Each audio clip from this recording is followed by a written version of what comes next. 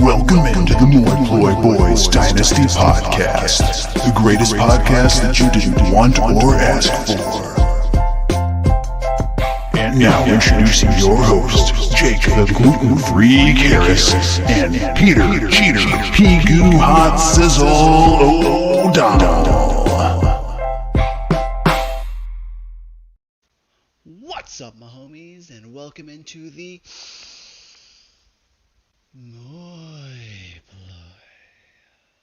I am your host, Jake the Gluten-Free Karras, and today we're going to be talking about the end of the draft and the free agency bonanza that took place shortly after.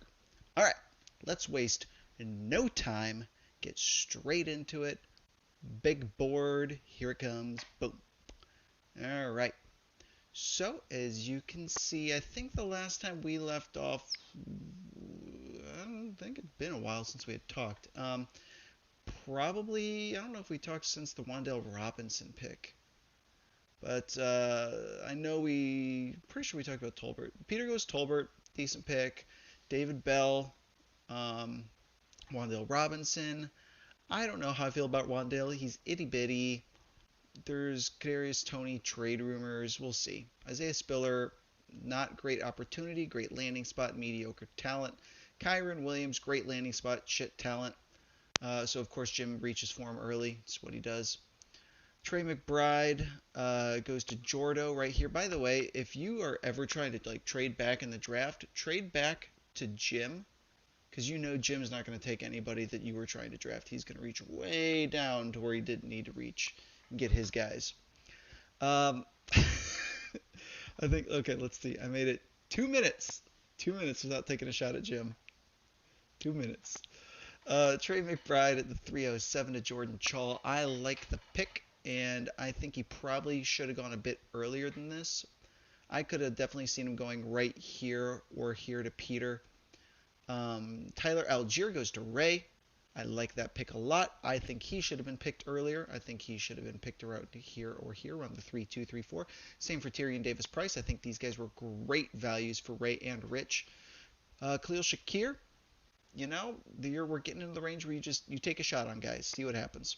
310, great.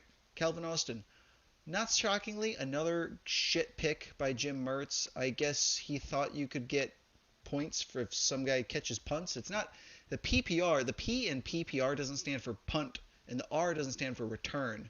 It's point per reception. Reception is when the quarterback throws the ball and he catches it, not when the punter punts it and he catches it. So you don't get any points for that. So I could probably change it. Maybe Calvin Austin, I could swap him out for someone else who's on free agency. I don't know anyone else who might have any fantasy value, Jim.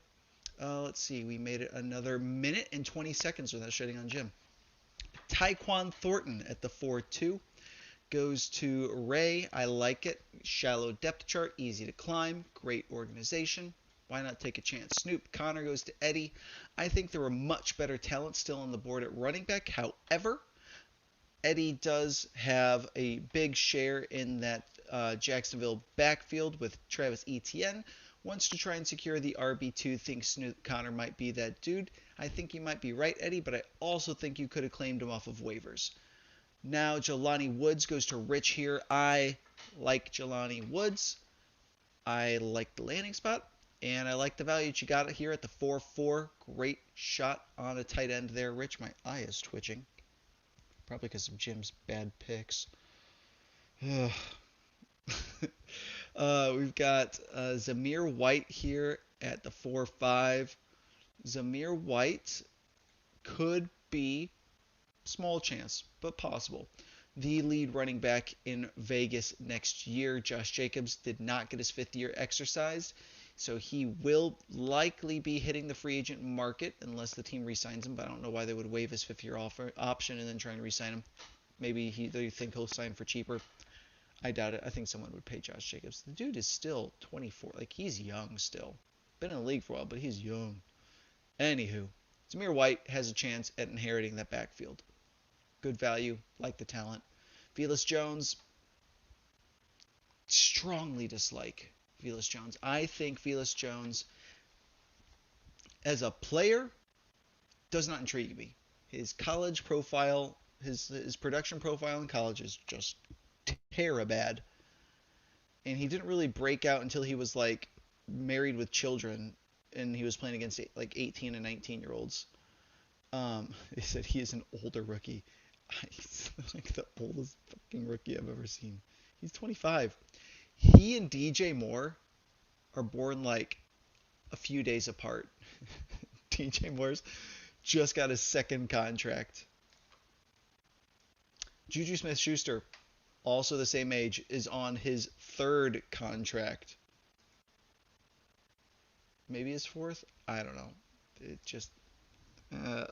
but the reason I like Felix Jones is he's got an opportunity, if he's any good whatsoever, to get a wide receiver to roll on this Bears offense. And he does get Jim's version of PPR points in that he is a return guy. So he gets those punt return points, PPR, punt return points. Anyways, I need to stop picking on Jim. Justin Ross. I feel like these two picks by Ray would have been better spent on the Keontae Ingram and the running back out of New England. I think you could have gotten these two guys for cheaper on waiver wires than you would have had to pay to get Keontae Ingram or Pierre Strong, I believe his name is. Brian Robinson, I am shocked that he falls to me. He was picked ahead of Isaiah Spiller, ahead of Kyron Williams, ahead of Tyler Archie, not ahead of Tyrion Davis-Price. No, not quite ahead of Tyrion Davis-Price. Ahead of Zamir White, ahead of Snoop Connor. He was only drafted behind Breece Hall, Kenneth Walker, James Cook, Rondale White, and DTP. Tyrion Davis-Price. So anyways, thrilled I got him here.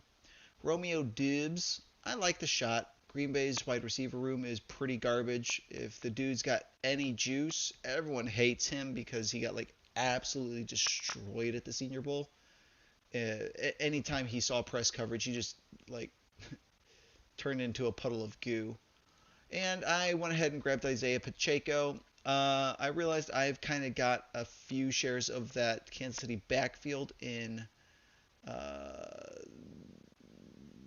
Ronald Jones and Derek Gore, so I figured I'd complete the trifecta of backups and get Isaiah Pacheco.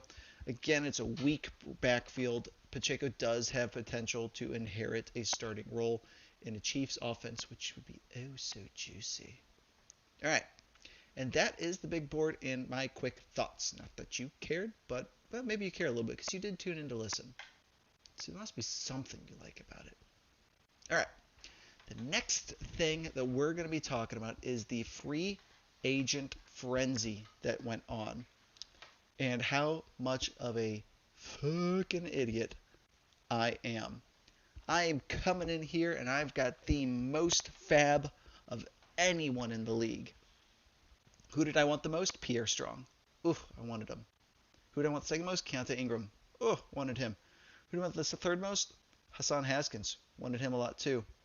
Then I really wanted like Jerome Ford. I really wanted like Jalen Weidemeyer. No, I didn't care about Weidemeyer.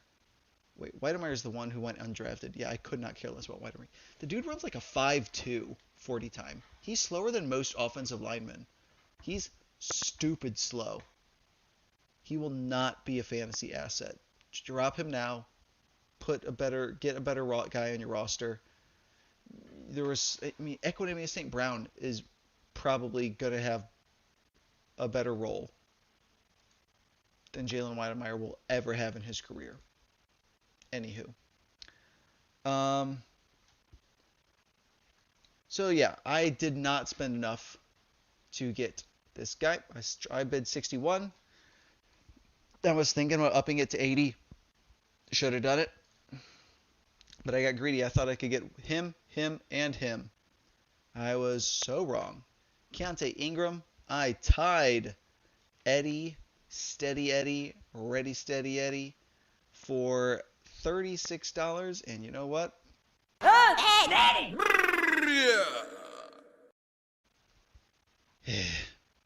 Got wrecked. Because Eddie had better priority on the waiver wire because of his draft spot in the rookie draft, I believe. Because I was the 101 and I think he was the 110, so their waiver order put him above me. And ties go to the people ahead on the waiver wire order, not odor, order. Hors d'oeuvres. Let's see. Hassan Haskins goes for 34. Thought I could get him for 21. Boy, was I wrong. Carson Strong goes for an outstanding $22 to Peter O'Donnell. Sold. Danny Gray sold. $21. I like Danny Gray. I didn't think I thought I was going to be the... Nope, not even close. Jalen Weidemeyer. Don't understand why people are trying to spend fab on him. Jerome Ford. Get outbid again here. Tyler Beatty. I did win this one. Thankfully, Jay Chall had already gotten enough players on his team that I didn't have to compete with that $17 spending spree. And let's see. Kyle Phillips gets Jay Chall again. Beats me out. I get Julius Chestnut. I get Abram Smith. I get Kevin Harris. Ray gets Cade Otton, and he beats out me for $0. Kennedy Brooks beats out me for $2. Peter had already spent too much cash. For Kennedy Brooks, Ray gets Jeremy Ruckert. Great call dropping Preston Williams. The dude had some potential after his rookie year. And, yep, that's that. Rest in pieces. Greg Dulcich, I was kind of shocked to get him. I didn't like really want him, but Albert O could be moving on next year. Greg Dulcich could be having a breakout next year. Could be the best $2 fab I ever spent. We'll see. I was shocked to get him for $2 because I wasn't prioritizing him, and he was one of the highest ranked rookies left on the draft board when we left. Don't even know who this guy is. I get Ty Chandler for $1. Jordo, again, got beat out. Jordo, I'm not a huge fan of Ty Chandler, so come hit me up. They'll probably trade him to you for fab at some point this year.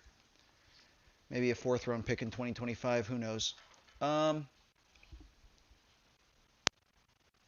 Goodson, Green Bay running back, Bo Melton. These guys are just all dudes that people added on afterwards. No one really important. The most notable is Bailey Zappi. Peter gets a steal adding Bailey Zappi for free. Honestly, if I had room on my chart, on my depth chart, I love the move. Great, great, great move by Pigu here to grab Bailey Zappi. Anything else we really care about? I like these moves by Eddie. I thought Jake Ferguson was a very good ad. I think Daniel Bellinger is a good ad. Has got decent draft capital here. Lands in a place that's pretty devoid of tight end talent. Like Ricky Seals-Jones is fine, but he's not great. Taysom Hill, another incredible ad by Eddie at the waiver wire here. The fact that this dude's only 10% rostered, but like could bring gadget production to out of the tight end position is that would be pretty cool. Hopefully the current head coach knows how to use him. He was always kind of Sean Payton's little pet, but you never know. And because if it costs you nothing, might as well. Eric, I like this ad in that like the wide receiver 3 is an achievable position in this Miami offense. I would rather target running backs in this Miami backfield that's not really headed by anyone special, because Tyreek Hill and Jalen Waddle and Mike Gesicki are going to be tough to get targets from. And you know what? Chase Edmonds is also kind of target hog too from out of the backfield. So like, I wouldn't really be targeting the Miami wide receiver core. I'd be more targeting that backfield in how ambiguous it is. No idea. Decent ad for you, Eddie. You never know. And some dude who... This is the guy I was thinking of. This is a great ad by Jordan. This is how you do it. Undrafted free agents actually have a higher hit rate than guys drafted in late rounds. Shockingly, if an undrafted free agent makes the team, they will have a higher hit rate than a guy drafted in the 6th or 7th round. Go figure. So the fact that you are targeting an ambiguous backfield with an undrafted free agent, love it. Great move, Jordo. Not Jordo. Tom. Okay. Boys, I'm tired. It's been a short show. Lacking energy. I feel like y'all can feel that. So, I'm just going to call it here. I'm going to go to bed and think about babies waking up crying all night long. Night night.